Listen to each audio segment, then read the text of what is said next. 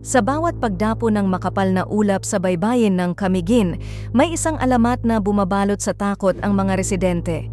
Sabi nila, kapag sumapit ang hating gabi, isang babaeng nakasuot ng itim ang lumilitaw sa gitna ng foggy na dalampasigan, tahimik, nakayuko at walang mukha.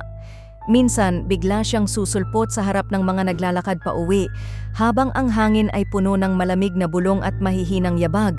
Kapag tinanong ng matatanda, "Saan ka papunta?" Sagot lang nila, "Huwag kang lilingon." Isang gabi, may batang na walang naglakad pa uwi.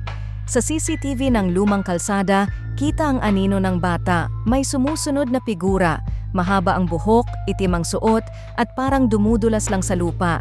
Hindi na nakita ang bata kinabukasan. Sabi ng mga nakaligtas, kapag narinig mo ang mahina niyang tawag, huwag kang sasagot, huwag kang titingin. Hanggang ngayon, walang nakakaalam kung sino siya o kung bakit niya sinusundan ng mga naglalakad sa dilim. Ang ilan ay naniniwala na siya ay isang kaluluwa na hindi makatawid, habang ang iba'y nagsasabing ito ay isang babala mula sa nakaraan. Ikaw, may lakas ka bang harapin ang babaeng ito kung sakaling magpakita siya sa iyong harapan? Like, share at follow para sa susunod na kwento ng Lagim.